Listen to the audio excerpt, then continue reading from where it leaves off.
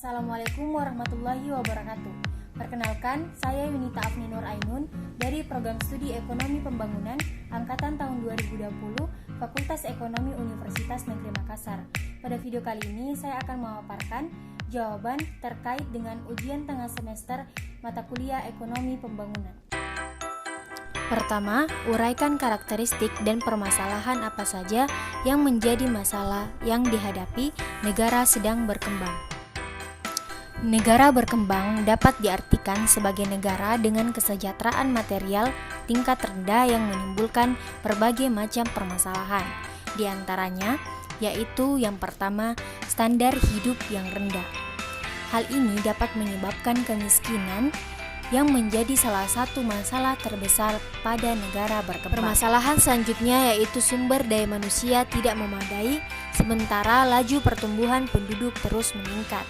Permasalahan yang ketiga yaitu di negara berkembang fasilitas pendidikan dan kesehatannya belum memadai, di mana masih banyak anak yang putus sekolah, bahkan orang yang terbatas dalam hal kesehatan.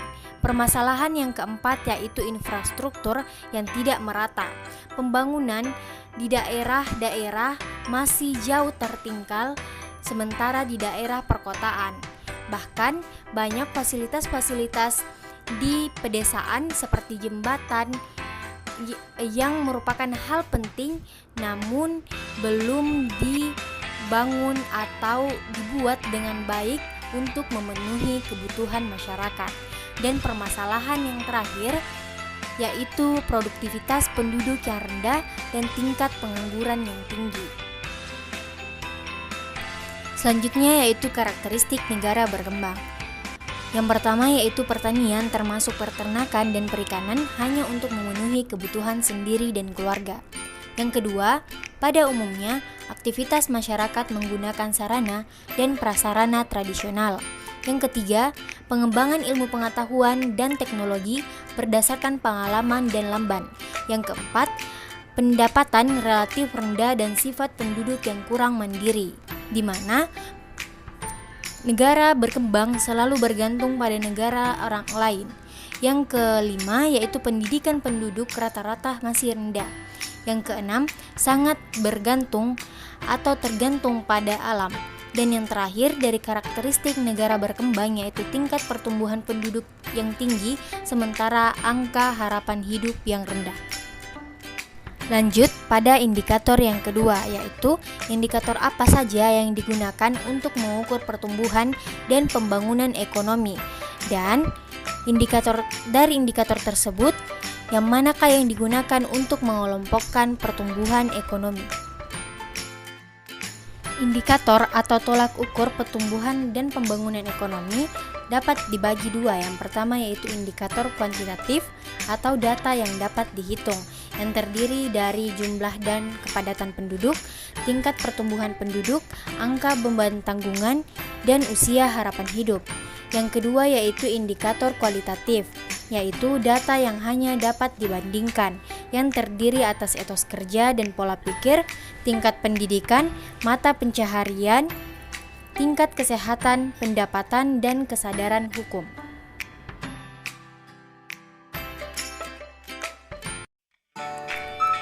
Pengelompokan indikator yang digunakan di daerah Indonesia. Yang pertama yaitu pendapatan per kapita. Pendapatan per kapita merupakan indikator penting dalam mengukur tingkat kesejahteraan rakyat pada suatu daerah. Yang kedua yaitu jumlah penduduk miskin. Tingkat kesejahteraan penduduk pada suatu daerah dapat dilihat dari angka kemiskinan. Suatu daerah dikatakan makmur atau sejahtera apabila rakyat atau penduduknya yang hidup miskin berjumlah sedikit. Yang ketiga yaitu tingkat pengangguran. Salah satu ciri yang membedakan dari daerah yang maju dan daerah yang masih berkembang adalah tingkat pengangguran, di mana daerah yang masih berkembang memiliki tingkat pengangguran yang tinggi. Yang keempat yaitu angka kematian bayi dan ibu melahirkan. Yang terakhir yaitu angka melek huruf. Angka melek huruf menunjukkan jumlah penduduk yang dapat membaca dan menulis. Lanjut pada soal yang ketiga yaitu menjelaskan model dua sektor neoklasik atau the neoklassikal dan implementasinya di negara yang sedang berkembang. Model dua sektor neoklasik atau the neoklassikal ialah model dua sektor Lewis yang merupakan teori pembangunan yang mengemukakan bahwa surplus tenaga kerja dari sektor pertanian tradisional ditransfer ke sektor industri modern yang pertumbuhannya menyerap lebih atau kelebihan tenaga kerja, mendorong industrialisasi dan pergerakan pembangunan berkelanjutan. Model dua sektor Lewis ini menjadi teori umum yang menjelaskan proses pembangunan di negara-negara berkembang. Kemudian, implementasi dari model dua sektor neoklasik ini yaitu sektor tradisional di pedesaan dan sektor industri modern perkotaan yang lebih produktif dan dapat sedikit demi sedikit menampung tenaga kerja dari sektor pertanian.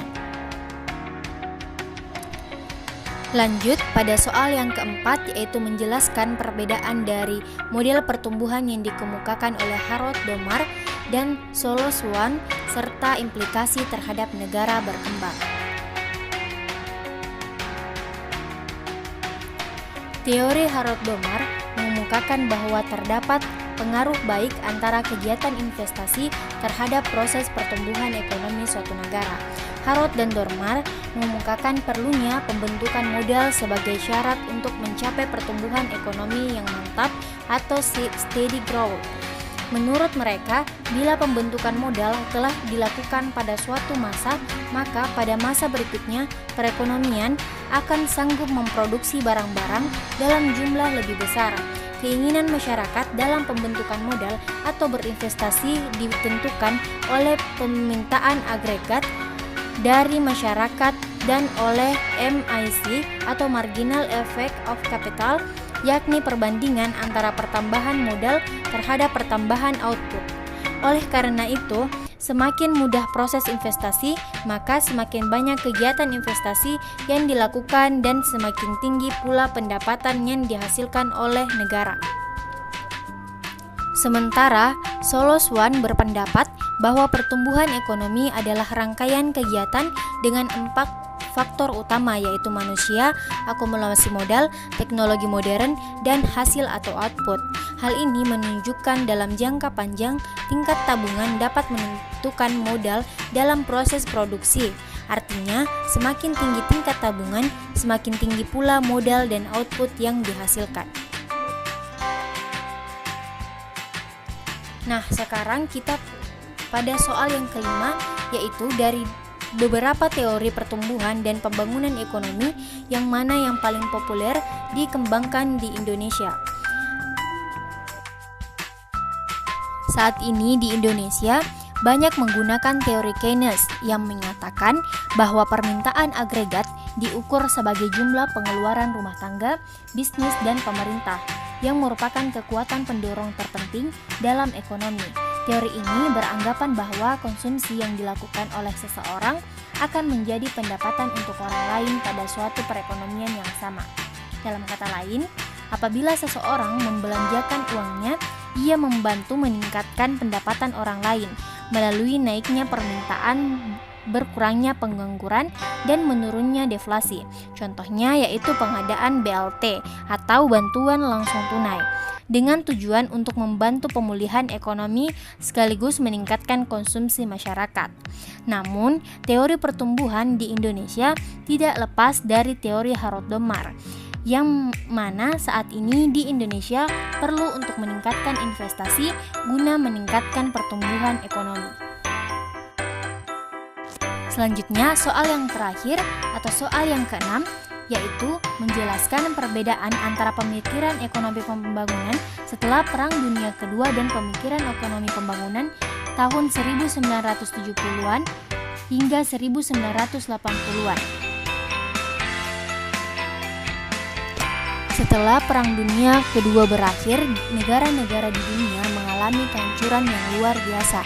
Maka dari itu, pada tahun 1943 di Washington, Amerika Serikat dibentuk suatu badan dengan tugas pokoknya untuk memberikan bantuan kepada negara-negara Eropa yang pernah diduduki oleh pasukan Jerman.